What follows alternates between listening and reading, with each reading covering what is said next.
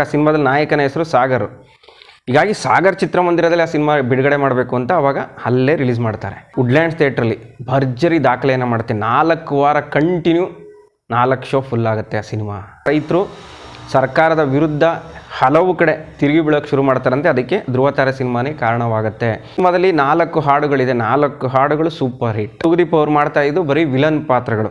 ಈ ಸಿನಿಮಾದಲ್ಲಿ ಅವರಿಗೆ IAS ಅಧಿಕಾರಿಯ ಪಾತ್ರವನ್ನು ಕೊಡ್ತಾರೆ. ಮೊದಲನೇ ಸಿನಿಮಾನೇ ಕಾದಂಬರಿ ಆಧಾರಿತ ಸಿನಿಮಾ ರಾಜಶೇಖರ್ ಅವ್ರಿಗೆ ಸಿಗತ್ತೆ.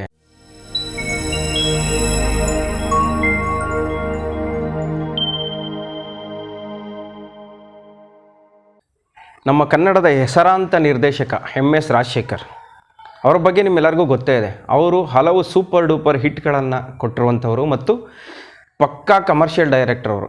ಅವರ ಸಿನಿಮಾಗಳು ಲಾಸ್ ಆಯಿತು, ಅವರ ನಿರ್ದೇಶನದ ಸಿನಿಮಾ ಲಾಸ್ ಆಗಿ ನಿರ್ಮಾಪಕ ಬೀದಿಗೆ ಬಿದ್ದ ಅನ್ನೋ ಮಾತೇ ಇಲ್ಲ.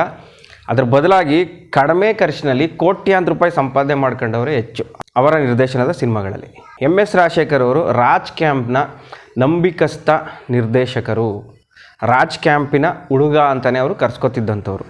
ಅವರ ತಂದೆ ಮೇಕಪ್ ಸುಬ್ಬಣ್ಣ, ಅಣ್ಣವ್ರಿಗೆ ಮೇಕಪ್ ಮಾಡ್ತಿದ್ದಂಥವ್ರು. ಅವ್ರು ಬದುಕಿರೋ ತನಕ ಅಣ್ಣವರು ಅವರನ್ನು ಬಿಟ್ಟು ಬೇರೆಯವ್ರ ಕೈಲಿ ಮೇಕಪ್ ಮಾಡಿಸ್ಕೋತಾ ಇರಲಿಲ್ಲ.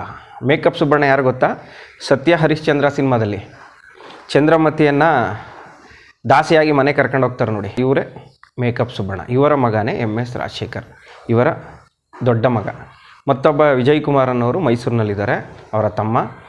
MS ರಾಜಶೇಖರ್ ಅವರು ಅವರ ತಂದೆ ಅಣ್ಣವರಿಗೆ ಮೇಕಪ್ ಮಾಡುವಾಗ ಶೂಟಿಂಗ್ ಸ್ಪಾಟಿಗೆ ಹೋಗ್ತಾ ಇರ್ತಾರೆ. ಆಗಿನಿಂದನೇ ಅಣ್ಣವರ ಕುಟುಂಬದ ಜೊತೆ ಬಾಂಧವ್ಯ ಬೆಳೆಯುತ್ತೆ. ಮೇಕಪ್ ಸುಬ್ಬಣ್ಣವರು ಕೂಡ ಅಣ್ಣವರ ಕುಟುಂಬ ಪೈಕಿ ಒಬ್ಬರು ಅನ್ನೋ ಅಷ್ಟರ ಮಟ್ಟಿಗೆ ಕ್ಲೋಸ್ ಆಗಿಬಿಟ್ಟಿರ್ತಾರೆ. ಅವರು ತೀರ್ಕೊಳ್ಳೋಂಥ ಸಮಯದಲ್ಲಿ ಅಣ್ಣವರಿಗೆ ಮತ್ತು ಪಾರ್ವತಮ್ಮನವರಿಗೆ ಒಂದು ಮನವಿಯನ್ನು ಮಾಡ್ಕೋತಾರಂತೆ. ನನ್ನ ಮಗನನ್ನು ನಿಮ್ಮ ಮಡಿಲಿಗೆ ಹಾಕ್ತಾಯಿದ್ದೀನಿ, ದಯವಿಟ್ಟು ಅವನಿಗೊಂದು ಒಳ್ಳೆ ದಾರಿ ತೋರಿಸಿ, ನೀವೇ ಮಾರ್ಗದರ್ಶಕರಾಗಬೇಕು ಅನ್ನೋ ಒಂದು ಪ್ರಮಾಣವನ್ನು ಮಾಡಿಸ್ಕೊಂಡು ತೀರ್ಕೊತಾರೆ.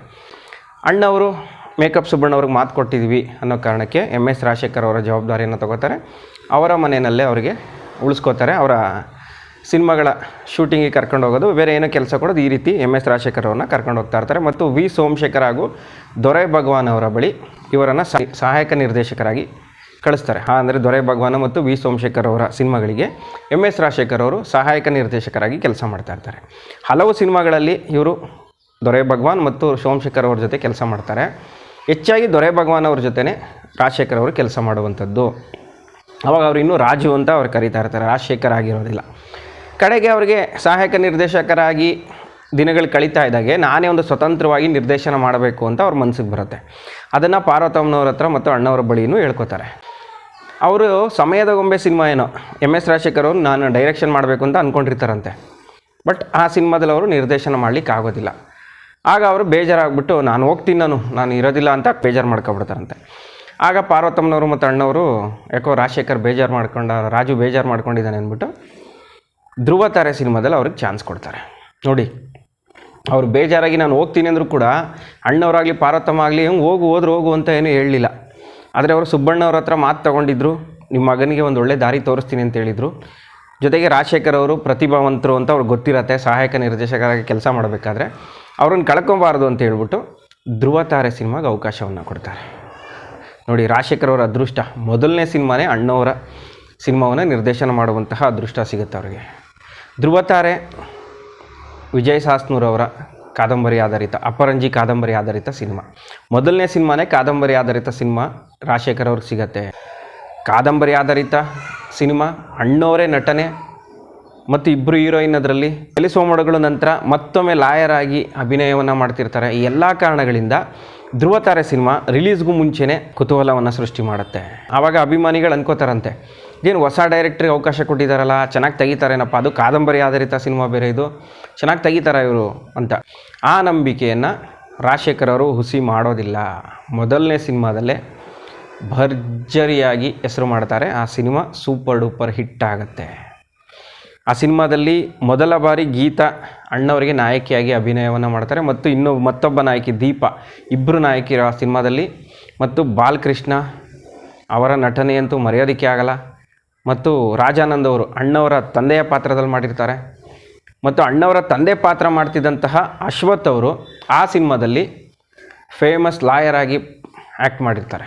ತೂಗುದೀಪ ಶ್ರೀನಿವಾಸ್ ಅವ್ರಿಗೂ ವಿಭಿನ್ನವಾದ ಪಾತ್ರವನ್ನು ಕೊಡ್ತಾರೆ. ಅಲ್ಲಿವರೆಗೂ ತೂಗುದೀಪ ಅವ್ರು ಮಾಡ್ತಾ ಇದ್ದು ಬರೀ ವಿಲನ್ ಪಾತ್ರಗಳು. ಈ ಸಿನಿಮಾದಲ್ಲಿ ಅವರಿಗೆ IAS ಅಧಿಕಾರಿಯ ಪಾತ್ರವನ್ನು ಕೊಡ್ತಾರೆ, ಒಂದು ಜಿಲ್ಲಾಧಿಕಾರಿ ಪಾತ್ರ. ವಿಜಯ್ ಸಾಸ್ನೂರವರ ಒಂದು ಅದ್ಭುತವಾದ ಕಾದಂಬರಿ. ಅಣ್ಣವರು ಅದರಲ್ಲಿ ಎಷ್ಟು ಹ್ಯಾಂಡ್ಸಮ್ ಆಗಿ ಕಾಣ್ತಾರೆ ಅಂದರೆ, ಆ ಸಿನಿಮಾ ನೋಡ್ತೀವಿ ನಾವು ಇವತ್ತಿಗೂ ತಿಳ್ಕೊಬೋದು ಅಣ್ಣವ್ರು ಯಾವ ರೀತಿ ಅವ್ರ ಮುಖದಲ್ಲಿ ಒಂದು ತೇಜಸ್ ಕಾಣ್ತಾ ಇರುತ್ತೆ ಆ ಸಿನಿಮಾದಲ್ಲಿ. ಬಟ್ ಧ್ರುವತಾರೆ ಸಿನಿಮಾದಲ್ಲಿ ಬೇರೆ ಥರನೇ ಕಾಣ್ತಿರ್ತಾರೆ ಅಣ್ಣವರು. ಆ ಸಿನಿಮಾದಲ್ಲಿ 4 ಹಾಡುಗಳಿದೆ, 4 ಹಾಡುಗಳು ಸೂಪರ್ ಹಿಟ್. ಉಪೇಂದ್ರ ಕುಮಾರ್ ಅವರು ಮ್ಯೂಸಿಕ್ ಕೊಟ್ಟಿರ್ತಾರೆ. 4 ಒಂದಕ್ಕಿಂತ ಒಂದು ಸೂಪರ್ ಹಿಟ್ ಸಾಂಗ್ಸ್. ಅದರಲ್ಲಿ ಮೊದಲನೇ ಸಾಂಗ್ ಬರುತ್ತೆ ನೋಡಿ, ಆ ಮೋಡ ಬಾನಲ್ಲಿ. ಅದು ಒಂದು 6 ನಿಮಿಷದ ಸಾಂಗ್ ಅಂತ ಕಾಣುತ್ತೆ. ಆಗ ಅಣ್ಣವ್ರದ್ದು 4-4.5 ನಿಮಿಷ ಹಾಡು ಬರ್ತಾಯಿತ್ತು. ಆದರೆ ಇದು 5.5ರಿಂದ 6 ನಿಮಿಷದ ಸಾಂಗು, 3 ಸ್ಟ್ಯಾನ್ಸಾ ಬರುತ್ತೆ ಆ ಸಾಂಗಲ್ಲಿ. Film ಸ್ಟಾರ್ಟಿಂಗಲ್ಲೇ song. ಆ ಸಾಂಗನ್ನು ತೋರಿಸ್ತಿದ್ದಾಗೇ ಅಭಿಮಾನಿಗಳು ಮೊದಲನೇ ದಿನ ಕಾಸಿನ ಸುರಿಮಳೆನೇ ಸುರಿಸುತ್ತಾರಂತೆ ಫಸ್ಟ್ ಸಾಂಗ್ಗೆ. ಅದು ಬೆಂಗಳೂರಿನಲ್ಲಿ ಸಾಗರ್ ಚಿತ್ರಮಂದಿರಕ್ಕೆ ಬರುತ್ತೆ. ಯಾಕಂದರೆ ಆ ಸಿನಿಮಾದಲ್ಲಿ ನಾಯಕನ ಹೆಸರು ಸಾಗರ್. ಹೀಗಾಗಿ ಸಾಗರ್ ಚಿತ್ರಮಂದಿರದಲ್ಲಿ ಆ ಸಿನಿಮಾ ಬಿಡುಗಡೆ ಮಾಡಬೇಕು ಅಂತ ಅವಾಗ ಅಲ್ಲೇ ರಿಲೀಸ್ ಮಾಡ್ತಾರೆ. ಇನ್ನು ಮೈಸೂರಿನಲ್ಲಿ ವುಡ್ಲ್ಯಾಂಡ್ಸ್ ಲಕ್ಷ್ಮಿ ಮತ್ತು ರಣಜಿತ್ ಚಿತ್ರಮಂದಿರಕ್ಕೆ ಬರುತ್ತೆ. ರಣಜಿತ್ಗೆ morning show, Woodlands Lakshmi regular ಶೋನಲ್ಲಿ ಬರುತ್ತೆ. ವುಡ್ಲ್ಯಾಂಡ್ಸ್ ಥಿಯೇಟ್ರಲ್ಲಿ ಭರ್ಜರಿ ದಾಖಲೆಯನ್ನು ಮಾಡುತ್ತೆ. 4 ವಾರ ಕಂಟಿನ್ಯೂ 4 ಶೋ ಫುಲ್ ಆಗುತ್ತೆ ಆ ಸಿನಿಮಾ ಕಂಟಿನ್ಯೂ. ಅದು ದಿನ ಬೆಳಗ್ಗೆ ಟಿಕೆಟ್ ಕೊಟ್ಟು ಫುಲ್ ಆಗೋಗ್ತಿತ್ತಂತೆ, ಆ ಮಟ್ಟಿಗೆ ಕ್ರೌಡು ಧ್ರುವತಾರೆ ಸಿನಿಮಾ. ಮತ್ತು ಆ ಸಿನಿಮಾ ಬಂದ ಮೇಲೆ ಇನ್ನೊಂದು ಚರ್ಚೆ ಶುರುವಾಗುತ್ತಂತೆ. ಅಣ್ಣವರೆಲ್ಲೋ ರಾಜಕೀಯಕ್ಕೆ ಬರಬಹುದು, 78ರಲ್ಲಿ ಅವ್ರನ್ನ ರಾಜಕೀಯಕ್ಕೆ ತರೋಕ್ಕೆ ತುಂಬಾ ಪ್ರಯತ್ನ ಪಡ್ತಾರೆ. ಇಂದಿರಾ ಗಾಂಧಿ ಅವ್ರ ವಿರುದ್ಧ ಅವ್ರನ್ನ ಎಲೆಕ್ಷನ್ಗೆ ನಿಲ್ಲಿಸಬೇಕು ಅಂತ. ಆದರೆ ಅಣ್ಣವರು ನಾನು ರಾಜಕೀಯಕ್ಕೆ ಬರಲ್ಲ ಅಂತ ಹೇಳ್ತಾರೆ. ಬಟ್ ಈ ಸಿನಿಮಾದಲ್ಲಿ ಅವರು ಹೋರಾಟಗಾರನಾಗಿ ಕಾಣಿಸ್ಕೊಂಡಿರ್ತಾರೆ. ಲಾಯರ್ ಆಗಿದ್ದರೂ ಕೂಡ ಸಾಮಾಜಿಕ ಹೋರಾಟಗಾರರಾಗಿ ಆ್ಯಕ್ಟ್ ಮಾಡಿರ್ತಾರೆ ಮತ್ತು ರೈತರ ಪರವಾಗಿ ಹೋರಾಟವನ್ನು ಮಾಡಿರ್ತಾರೆ. ಈ ಕಾರಣದಿಂದ ಅಣ್ಣವರೆಲ್ಲೋ ರಾಜಕೀಯಕ್ಕೆ ಬರ್ಬೋದು. ಈಗ ಅವ್ರ ಮಕ್ಕಳೇನೋ ಸಿನಿಮಾ ರಂಗಕ್ಕೆ ಬರ್ತಾರಂತೆ, ಇವರು ಸಿನಿಮಾ ಬಿಟ್ಬಿಟ್ರೆ ರಾಜಕೀಯಕ್ಕೆ ಬರ್ಬೋದು. ಅದನ್ನು ಈ ಸಿನಿಮಾದಲ್ಲಿ ತೋರಿಸ್ತಾ ಇದ್ದಾರೆ. ಮುಂದೆ ಆಗೋದ್ರ ಬಗ್ಗೆ ಈ ಸಿನಿಮಾದಲ್ಲಿ ಸುಳಿವನ್ನು ಕೊಡ್ತಾ ಇದ್ದಾರೆ ಅಂತ ಅವಾಗ ಅಂತೆ ಕಂತೆಗಳು. ಆದರೂ ಅಣ್ಣವರು ರಾಜಕೀಯಕ್ಕೆ ಬರೋದಿಲ್ಲ. ಆ ಸಿನಿಮಾದಲ್ಲಿ ಅಣ್ಣವ್ರು ಎಂಥ ಅದ್ಭುತವಾದ ಆ್ಯಕ್ಟಿಂಗ್ ಮಾಡಿದರು ಅಂದರೆ, ಚಲಿಸುವ ಮೋಡಗಳಲ್ಲೂ ಕೂಡ ಕೋರ್ಟ್ ಸೀನು ತುಂಬಾ ಹೆಸರು ತಂದು ಕೊಡುತ್ತೆ ಅಣ್ಣವ್ರಿಗೆ. ಅದೇ ರೀತಿ ಈ ಧ್ರುವತಾರೆ ಸಿನಿಮಾದಲ್ಲೂ ಕೂಡ ಶಶಿರೇಖಾ ಅಂತ ಡ್ಯಾನ್ಸರು, ಅವ್ರಿಗೆ ಆಕ್ಸಿಡೆಂಟಾಗಿ ಕಾಲು ಮುರಿದೋಗುತ್ತೆ ನೋಡಿ, ಬಸ್ಸು ಕಾಲ ಮೇಲೆ ಹರಿದ್ಬಿಡುತ್ತಲ್ಲ, ಆ ವಿಚಾರದಲ್ಲಿ ವಾದ ಮಾಡ್ತಾರೆ ನೋಡಿ. ಅದನ್ನು ಅಭಿಮಾನಿಗಳು ಎಲ್ಲೋ ರಿಯಲ್ಲಾಗಿ ಏನೋ ಕೋರ್ಟಲ್ಲಿ ವಾದ ನಡೀತಾ ಇದೆ, ಅಣ್ಣವರು ರಿಯಲ್ಲಾಗಿ ಒಬ್ರು ಯಾರಿಗೋ ಕಾಲು ಕಳ್ಕೊಂಡಿರೋರಿಗೆ ಪರಿಹಾರ ಕೊಡಿಸ್ಬಿಟ್ರು ಅನ್ನೋ ಅಷ್ಟು ಮಟ್ಟಿಗೆ ಅದು ಸಿಳ್ಳೆ ಚಪ್ಪಾಳೆ ಕಾಸಿನ ಸುರಿಮಳೆ ಸುರಿಸ್ಬಿಟ್ರಂತೆ. ಆ ವಾದ ಎಲ್ಲ ಮುಗಿದ ಮೇಲೆ ತೀರ್ಪು ಬರುತ್ತಲ್ಲ ಆವಾಗ.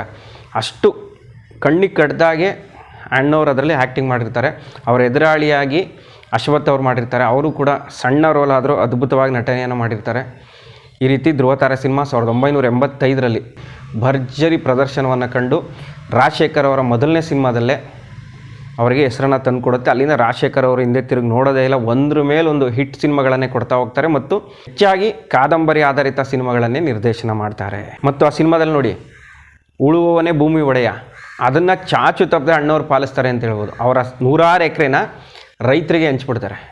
ನನಗೆ ಯಾಕೆ, ನಾನು ಬೆಂಗಳೂರಲ್ಲಿ ಇರ್ತೀನಿ ಲಾಯರ್ ಪ್ರಾಕ್ಟೀಸ್ ಮಾಡ್ತಾ, ಇದನ್ನೆಲ್ಲ ನನ್ನ ಜಮೀನೆಲ್ಲ ರೈತರಿಗೆ ಕೊಟ್ಬಿಡ್ತೀನಿ ಅಂದ್ಬಿಟ್ಟು ರೈತರಿಗೆ ಹಂಚೋದು, ಅದು ಕೂಡ ಆಗ ಚರ್ಚೆ ಆಗಿತ್ತಂತೆ. ಎಷ್ಟೋ ಜನ ಇವತ್ತಿಗೂ ದುಡಿಸ್ಕೋತಾ ಇದ್ದಾರೆ, ಅವರೆಲ್ಲ ಕೊಡೋಕ್ಕಾಗಲ್ವಾ ಅಂತ ಹಳ್ಳಿಗಳ ಕಡೆ ಯಾರ ಭೂ ಮಾಲೀಕರಿದ್ದಾರೆ ಅವ್ರ ವಿರುದ್ಧ ರೈತರು ರೊಚ್ಚಿಗೆದ್ದಿದ್ದು ಉಂಟಂತೆ ಆ ಟೈಮ್ನಲ್ಲಿ. ಧ್ರುವತಾರೆ ಸಿನಿಮಾ ಸಾಮಾಜಿಕ ಕ್ರಾಂತಿಗೂ ಕೂಡ ಕಾರಣವಾಗತ್ತೆ. ಆವಾಗ ರೈತರ ಮೇಲೆ ಆಗ್ತಿದ್ದಂಥ ಅನ್ಯಾಯ ದಬ್ಬಾಳಿಕೆ, ಇದ್ರ ವಿರುದ್ಧ ರೈತರುಗಳು ಧ್ವನಿ ಎತ್ತೋದಕ್ಕೆ ಶುರು ಮಾಡ್ತಾರಂತೆ ಸರ್ಕಾರಗಳ ವಿರುದ್ಧ. ಈ ಸಿನಿಮಾದ ಇನ್ಸ್ಪಿರೇಷನ್ ಮೇಲೆ ರೈತರಿಗೆ ಅನ್ಯಾಯ ಆಗ್ತಾಯಿದೆ, ಈ ರೀತಿ ನಮಗೆ ಬೇಡಿಕೆಗಳನ್ನು ನೀವು ಈಡೇರಿಸಬೇಕು ಅಂತೆಲ್ಲ ರೈತರು ಸರ್ಕಾರದ ವಿರುದ್ಧ ಹಲವು ಕಡೆ ತಿರುಗಿ ಬೀಳೋಕ್ಕೆ ಶುರು ಮಾಡ್ತಾರಂತೆ. ಅದಕ್ಕೆ ಧ್ರುವತಾರೆ ಸಿನಿಮಾನೇ ಕಾರಣವಾಗುತ್ತೆ. ಮತ್ತು ಧ್ರುವತಾರೆ ಸಿನಿಮಾ 1985ರಲ್ಲಿ ಒಟ್ಟು 3 ರಾಜ್ಯ ಪ್ರಶಸ್ತಿಗಳನ್ನು ಪಡೆಯುತ್ತೆ. ಒಂದು 2ನೇ ಅತ್ಯುತ್ತಮ ಚಿತ್ರ, ಮತ್ತೊಂದು ಅತ್ಯುತ್ತಮ ಕತೆ ಹಾಗೂ ಅತ್ಯುತ್ತಮ ಛಾಯಾಗ್ರಹಣ. 3 ವಿಭಾಗಗಳಲ್ಲಿ ಧ್ರುವತಾರೆ ಸಿನಿಮಾಗೆ ಪ್ರಶಸ್ತಿ ಬರುತ್ತೆ. ಅದು ಕೂಡ ಕಡಿಮೆ ಸಾಧನೆ ಏನಲ್ಲ. MS ರಾಜಶೇಖರ್ ಅವರು ತಮ್ಮ ಚೊಚ್ಚಲ ಸಿನಿಮಾದಲ್ಲೇ ಭರ್ಜರಿ ಹೆಸರನ್ನು ಮಾಡಿದ್ರು ಅಂತ ಹೇಳ್ಬೋದು.